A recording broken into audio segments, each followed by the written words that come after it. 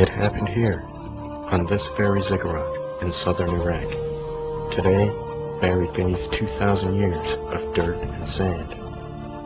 But 2,500 years ago, this temple pyramid represented the heart of the magnificent city of Babylon and was the site of a historic event. On October 29, 539 BCE, the city below was covered as far as the eye could see with a constantly moving mass of people, waiting in anxious anticipation for the man who had just conquered them. They were the unfortunate victims of war who had assembled here to finally learn what their new master had in store for them. Ordinarily, their toppled king suffered a slow, agonizing death. Women raped. Those lucky enough to escape death were deported into slavery, and their city burnt to the ground. It was a conqueror's customary right, known as victor's justice. But this was no ordinary conqueror. No, this victor's reputation for amnesty and reconciliation had preceded him. But in a time before reliable news, no one really knew what to expect. As he emerged from his chariot and climbed the stairs, his nervous audience erupted into a roar of applause, perhaps intended less as cheers of support as they were cries for mercy. As he began to speak, the crowd fell silent. As he had done so many times before, this conqueror would not betray the hopes of his new subjects. He began by doing something unheard of in the ancient world. He paid homage to their Babylonian god, Marduk.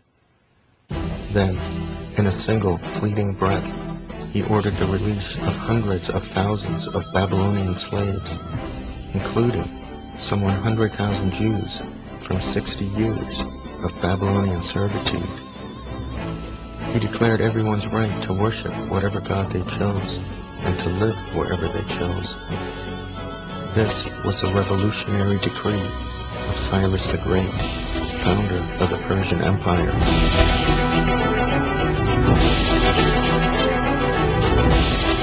The event marked such a radical break with the traditional victor's justice that it was captured twice in the Hebrew Bible. The Lord moved the heart of Cyrus, king of Persia, to make a proclamation throughout his realm and to put it in writing. Ezra chapter 1. And in writing it was put indeed. In 1887, during excavations at the ruins of Babylon, this baked clay cylinder was found. Etched into its side was nothing less than an actual contemporary account of Cyrus's famous Babylonian address.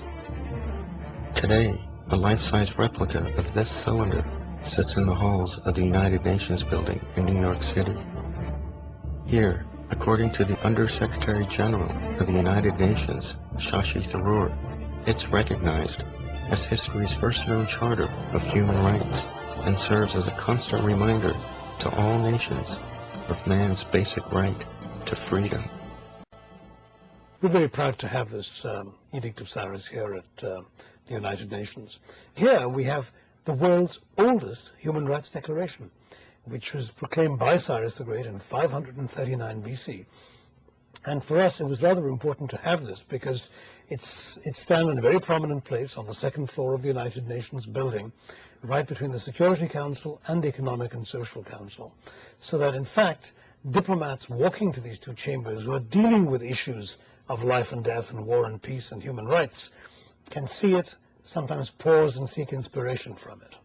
Human rights have their roots in all countries in the world, and Cyrus has stood up and demonstrated that in the Middle East, in Iran, and in fact he issued this after conquering Babylon, that the basic decencies that all human beings have, the rights that human beings have merely because they are human, those go back into other cultures and other civilizations, and they go back a very long time.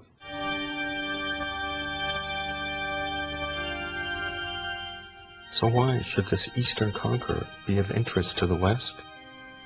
Because Cyrus may have had a very real influence on Western democracy.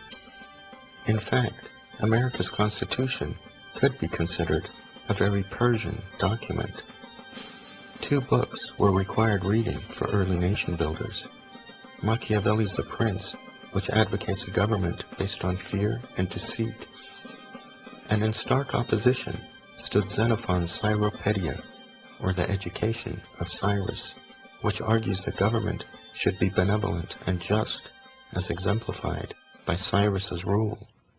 Xenophon was certainly a required reading for would-be world rulers. Xenophon was, of course, creating not a work of entertainment, but a work of education. It was, of course, titled The Education of Cyrus.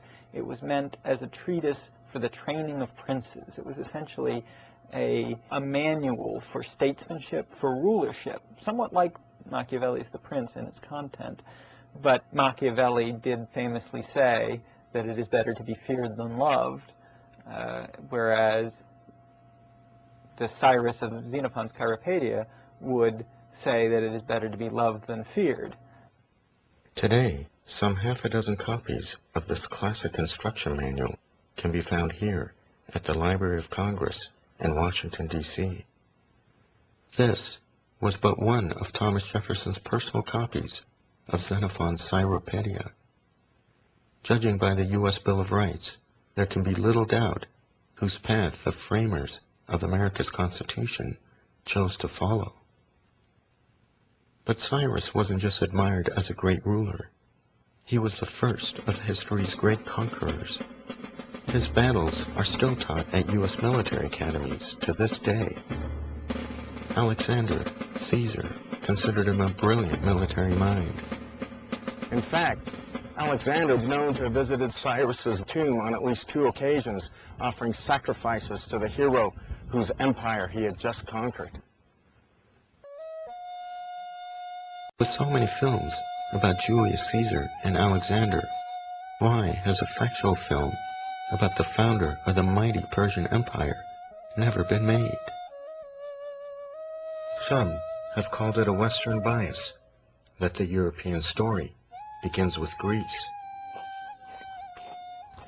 In the West, we're taught early on that the Persian Empire was a ruthless power bent on enslaving all of Greece. In tales such as the Battle of Marathon or the Battle of Thermopylae, classical Greek authors repeatedly cast the Persians as barbaric tyrants. But were they, really? The fact is, history is always written by the victor.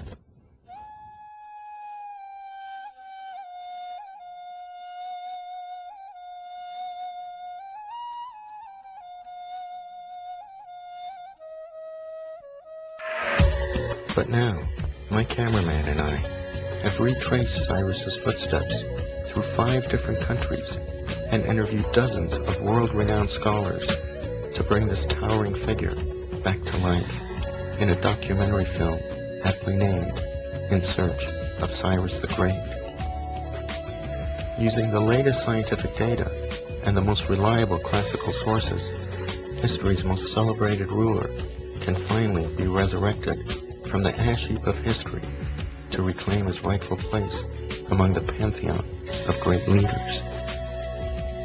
Long overdue, this documentary film comes on the heels of Britain's most expensive independent feature film ever produced.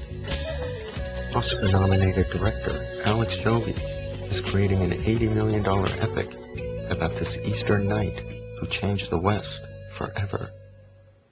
In a nutshell, it's a great epic based on one of the greatest rulers of history. It's kind of forgotten by mankind. Nothing much is known about him in the Western world. But Cyrus was a ruler who accepted all cultures, tolerated all religions. And so that was one of the reasons why we kind of put it together. History matters. So perhaps now, through the power of film, we can finally set the historical record straight. Cyrus the 24-year-old filmmaker and U.S. Navy vet Cyrus Carr, American citizen, and his cameraman. Iranian cameraman captured, held prisoner by U.S. forces in Iraq. Prisons, 4 prisons, including the notorious Abu Ghraib, was never charged with anything. Being held illegally. While working on a documentary. Card in Iraq with permission to shoot a documentary. Making a documentary about the prison king Cyrus the Great. Cyrus the Great, who, as ruler of an enormous Persian empire, conquered Babylonia, which is now modern-day Iraq, roughly 2,500 years ago. Cyrus the Great, genuinely one of history's towering figures. America's own founders, including Thomas Jefferson, were influenced by Cyrus the Great in the field of human rights. Cyrus Carr tracked Cyrus the Great's conquests from Tajikistan through Afghanistan, Iran,